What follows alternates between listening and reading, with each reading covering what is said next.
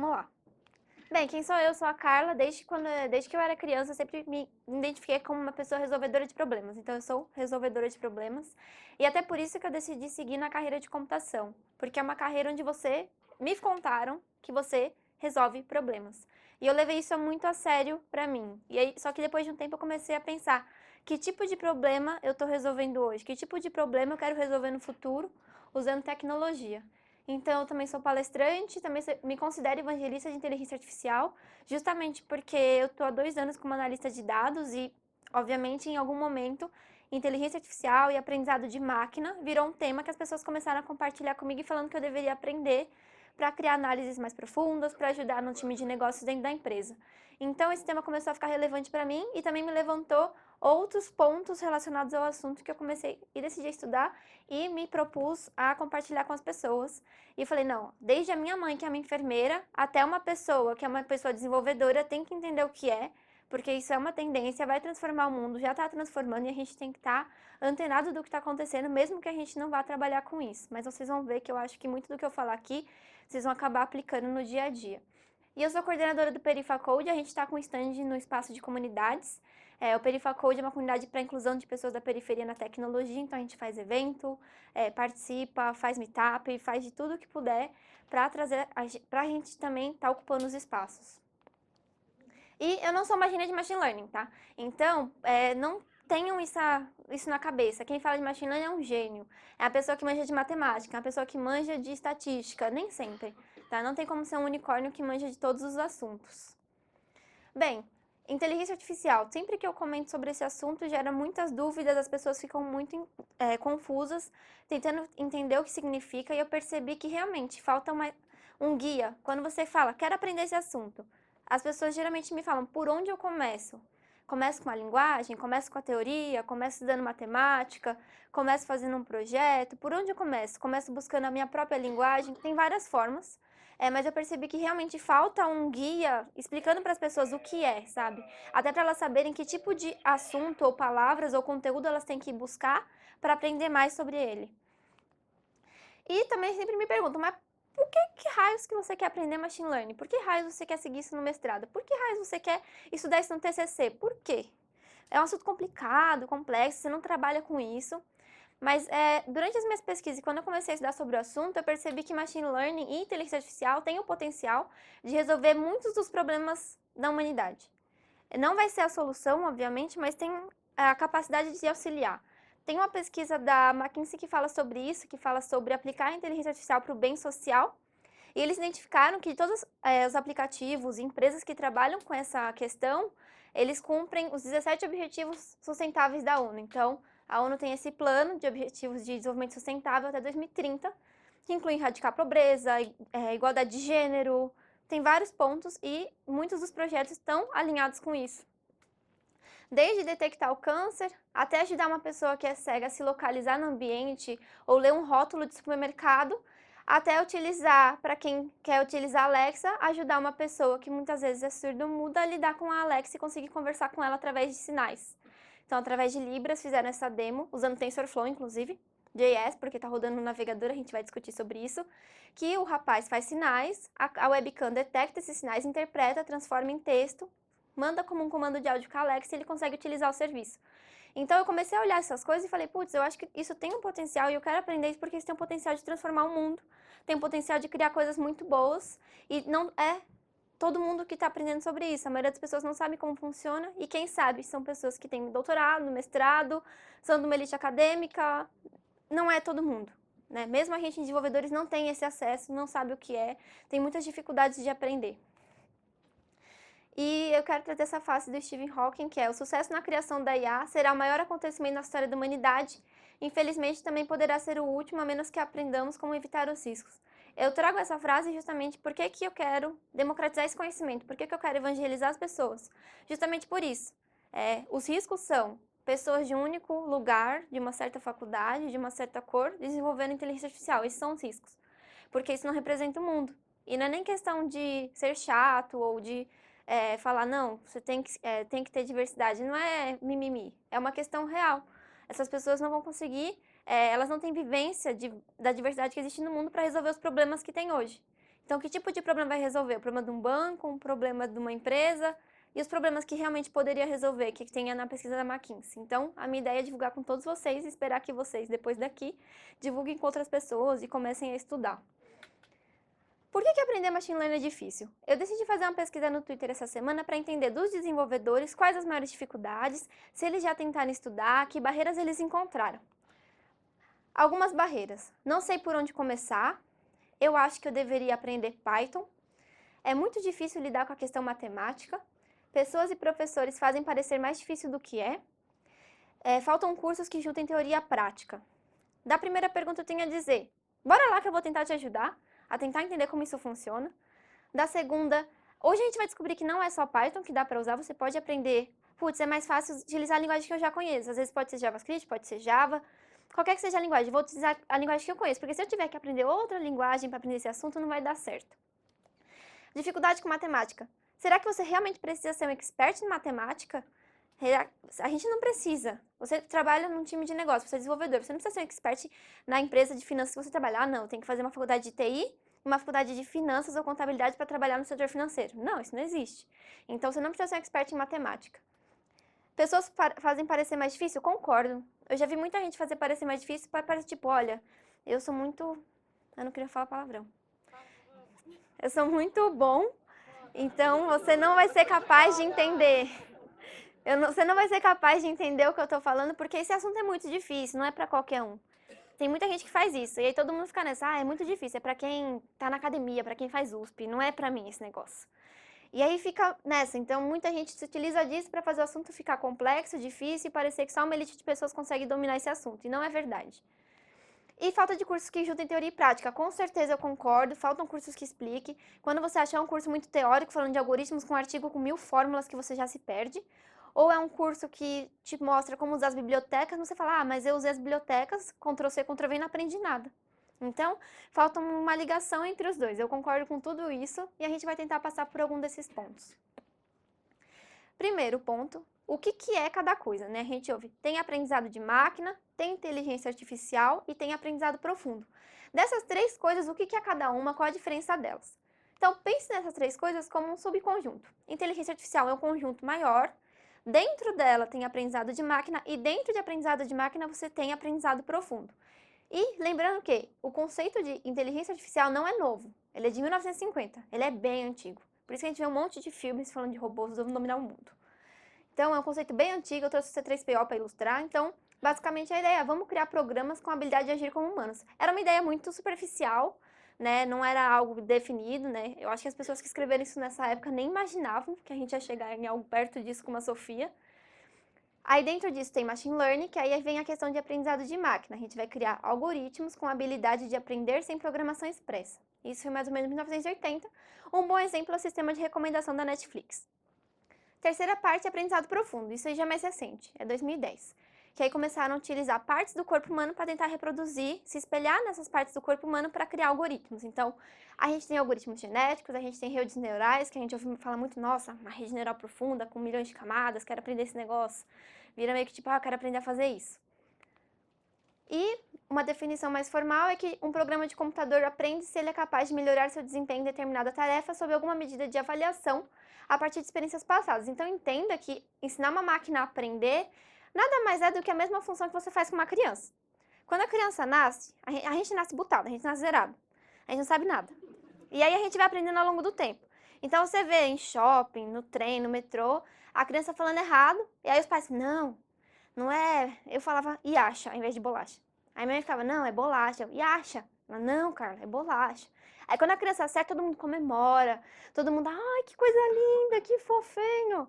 E todo mundo fica super feliz. Então, basicamente, com a máquina é a mesma coisa. A gente vai ver que existe exatamente um tipo de aprendizado que faz exatamente isso. Acertou, tem uma recompensa. Errou, não, vamos tentar de novo. Então, pense sempre nisso. Não é nada mais complexo do que isso. Não é magia. É simplesmente ensinar a aprender e vai errar e vai falhar e a gente vai regulando até que acerte ou tenha o nível de acertos que a gente espera da máquina. A diferença de programação tradicional, né? Na programação tradicional, eu trouxe um exemplo de classificação de e-mails para spam. Você poderia criar uma série de ifs, falando, olha, se o e-mail tiver, compre esse não sei o que, com 10% de desconto, coloque em spam. Se tiver, assine um curso, coloque em spam. Se tiver algumas palavras-chave, vai colocando em spam. E você vai criando cada vez mais regras, igual a gente já faz no nosso e-mail hoje para algumas coisas que a gente quer organizar. Isso é uma programação tradicional. No Machine Learning, você também tem essas regras, né? Porque as pessoas viram e falam, Machine Learning é tudo if. Não, quase isso. Quase isso. A diferença é que essas regras são criadas automáticas, né? Elas existem, mas elas são criadas de maneira automática. Então, de uma forma melhor do que a gente conseguiria fazer. Então, o que ele faz é ver todos os exemplos de e-mails que são categorizados como spam, talvez por uma pessoa humana, tem um banco de dados. Quando chegar novos e-mails, ele vai comparar com esses e-mails que já existem para determinar se tem uma porcentagem de match, talvez, tá 90% parecido com o que eu já tenho armazenado que é spam. Então, a chance de ser spam é de 90%. Isso é um exemplo. Mas é mais ou menos essa ideia. Então, é aquilo que eu falei, o programador veio e um if falando, será que isso é inteligência artificial? Né? Eu vejo muita gente chegando com um problema, olha, eu queria fazer isso aqui, eu queria usar um algoritmo de rede neural.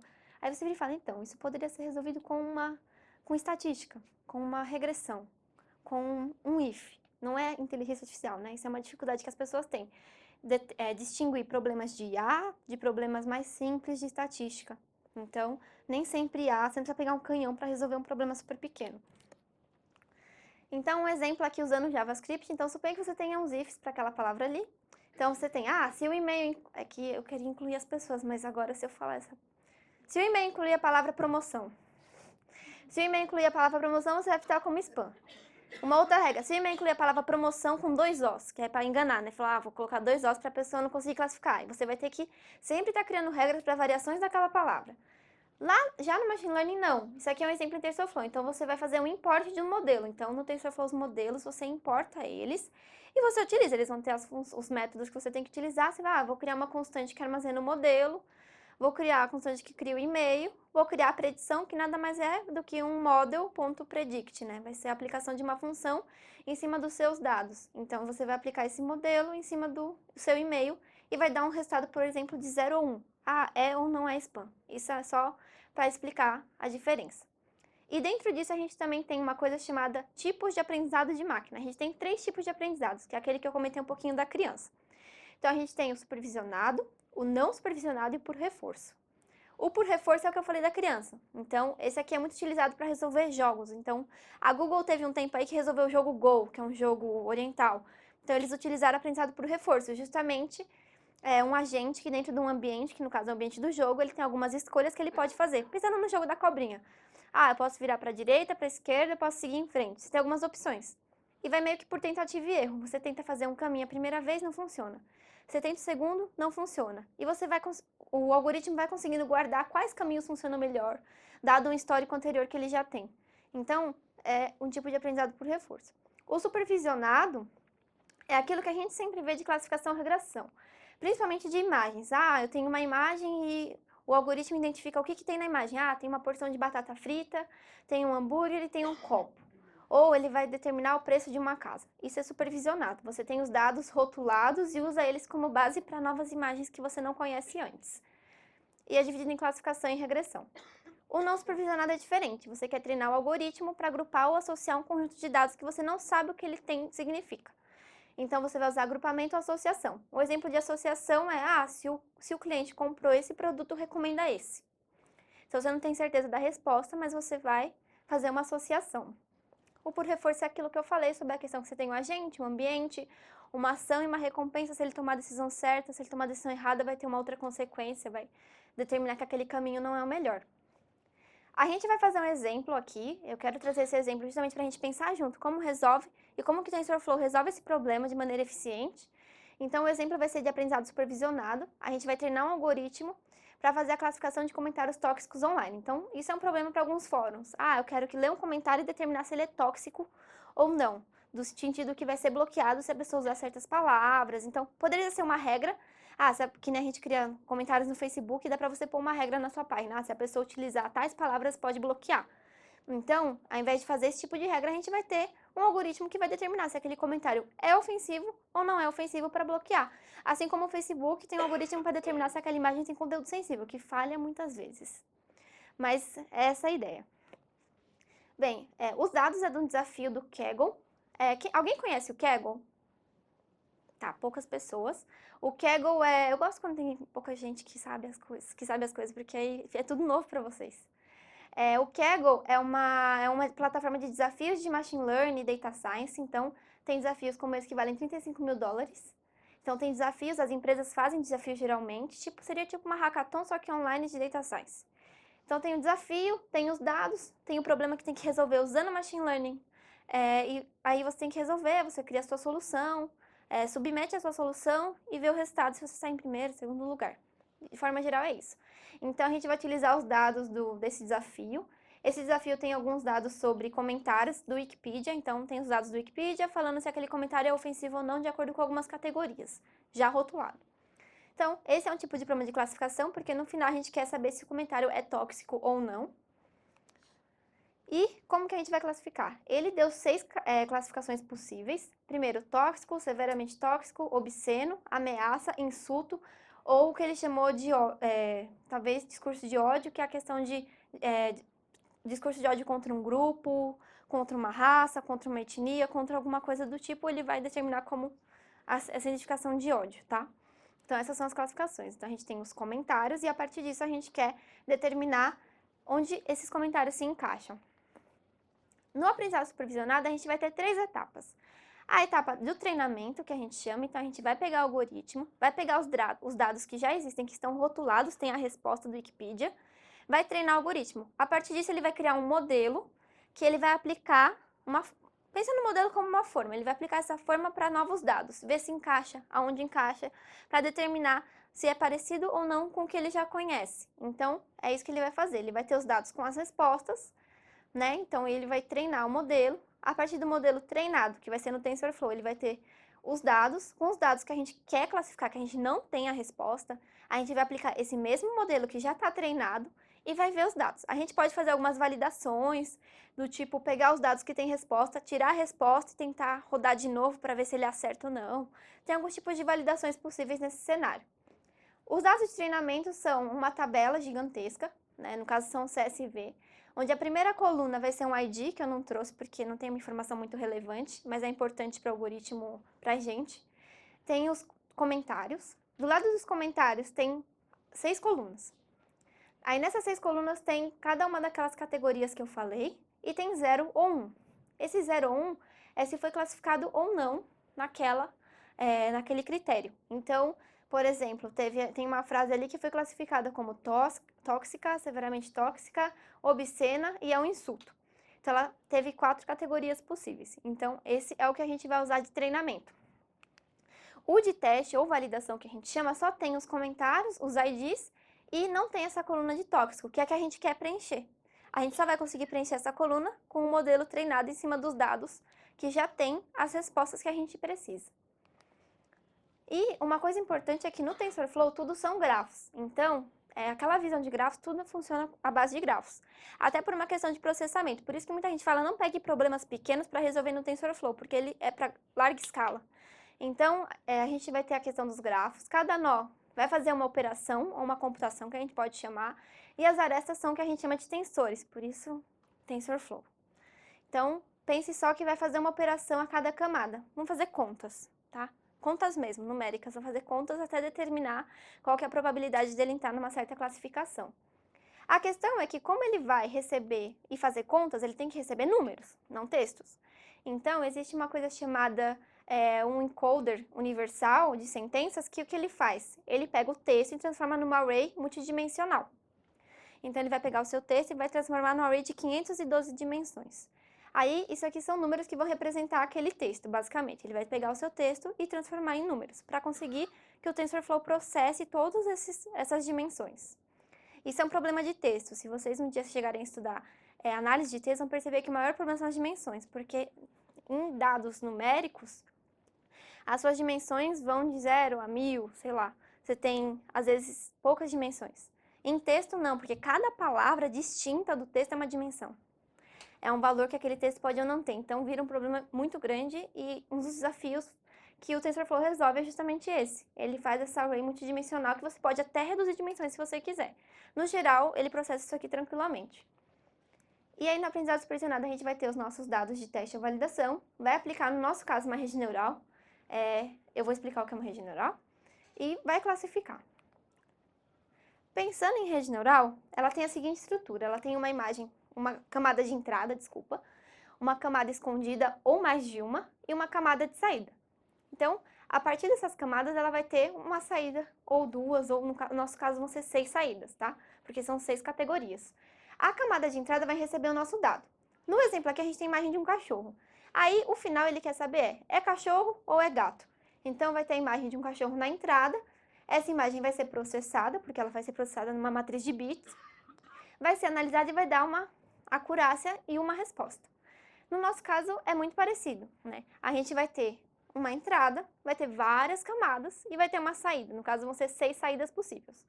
Aquilo que eu falei de contas no neurônio é exatamente isso. Você vai ter um neurônio que vai receber valores, que são aquelas questões da array multidimensional, que vai fazer uma conta ali.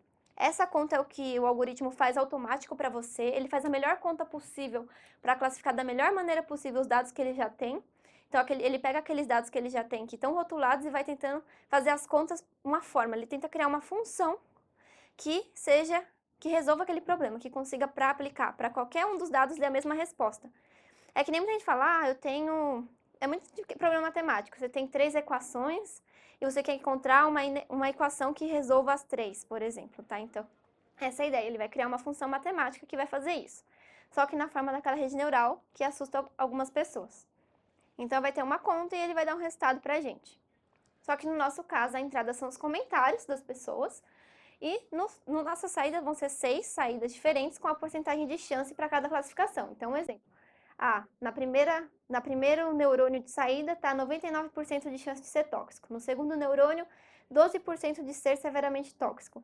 No terceiro neurônio, 91% de ser obsceno. E assim por diante. Essa vai ser a nossa saída. E todo o processamento não é o tipo de coisa que eu quero que vocês fiquem preocupados. Não, mas sim, realmente, ocorrem muitas contas e isso é realmente um problema, porque imagine debugar isso. Do tipo, deu erro e o que eu faço? Que a gente acaba tendo que mudar os valores, mudar os pesos, inserir neurônios de viés, de bias para poder equilibrar. Tem todo um rolê. Pensando no modelo, esse modelo já existe no TensorFlow, isso é uma das coisas que a gente pode fazer, utilizar um modelo que já existe para resolver outros problemas. Então, no nosso caso, já existe um modelo chamado Toxicity no TensorFlow, que ele faz justamente essa classificação. Mas é muito sempre importante lembrar que é igual uma biblioteca.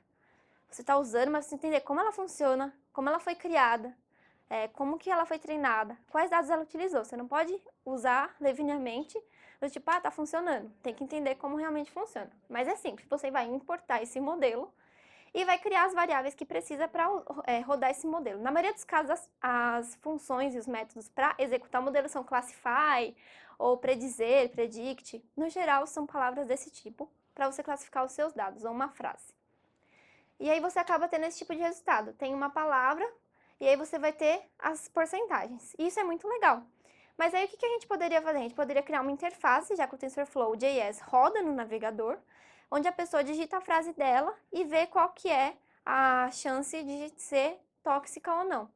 Então dá para criar uma interface como essa, que você tem um espaço para a pessoa, um campo onde a pessoa vai digitar a frase, vai clicar no botão que chama Classify. Após ela clicar nesse botão, depois de um tempinho que o modelo vai rodar, ele vai dar um resultado para ela e vai falar, olha, a sua frase foi classificada como um insulto e tem alto índice de tóxica, é uma frase tóxica, foi definida como tóxica. Então a pessoa consegue já ali manipular, entender como funciona. Vocês viram que demora um pouquinho para ele rodar. Então, entre eu clicar no Classify e ele mostrar o resultado, demora um pouquinho justamente porque está rodando no meu navegador. Então, tá tudo rodando no meu navegador. Isso é um dos problemas do TensorFlow JS, rodando só no navegador. E no geral que você tem algumas funções para adicionar aquela linha, você fala, nossa, ele fez análise e adicionou uma linha na tabela com a classificação nova daquela frase que antes não existia no banco de dados dele. Então isso também é uma questão, foi feito em React, então tem as funções certinho. A questão do modelo nada mais é que você vai adicionar um Event Listener, vai falar, se a pessoa clicar, ele vai ativar a ação de pegar o texto daquele elemento que você criou, que é um campo de texto, e rodar o modelo para conseguir classificar e exibir os dados. Então não é nada muito sofisticado, muito complexo. No geral, é bem simples, são poucos arquivos esse projeto. Então, isso é um exemplo do que dá para fazer. Mas por que TensorFlow? Por que as pessoas estão falando de usar TensorFlow? A primeira coisa é que é uma biblioteca open source, Então, o código é aberto, foi criada pelo Google, isso também chama atenção, mas o mais legal é que é open source. E, recentemente, eles lançaram o TensorFlow.js, que é aquilo que eu falei. Muitas pessoas ficam, precisa aprender Python? Na verdade, não. Ao longo do tempo, ferramentas para outras linguagens foram surgindo também, de machine learning para outras linguagens. Então, foram surgindo bibliotecas para poder também que outras pessoas de outras linguagens consigam resolver problemas. Então, o TensorFlow é um exemplo que roda JavaScript. A diferença do TensorFlow.js para o TensorFlow convencional é exatamente aquilo que eu falei. Tudo roda no browser. Desde o treinamento, o teste e a execução do algoritmo roda no browser. O problema disso, a gente vai ver, é que dependendo dos dados, dependendo do modelo, demora. Você acaba delegando para o usuário carregar tudo isso. Pode demorar muito. Então, você delega, por um lado, é muito legal, mas eu acho que a ideia é boa e com o tempo vai sendo melhorado. E tem uma questão de interface humano-computador também. Eu tenho estudado muito sobre esse assunto e tenho visto que, realmente, as tendências são as pessoas lidarem mais com interfaces de voz, webcam, mouse, algumas coisas que tem no nosso celular, como acelerômetro. Então, as pessoas vão interagir de forma diferente. Você rodando um modelo desse no celular ou no computador da pessoa, na web, ela vai conseguir interagir de diferentes formas com a sua aplicação. Isso é super legal, eu tenho visto uma tendência das pessoas a estudar sobre esse assunto. Um exemplo é, fizeram um joguinho de Pac-Man que você controla com a sua cabeça, então ao invés de teclado você usa a sua cabeça, então a webcam detecta os seus movimentos e vai jogando o jogo.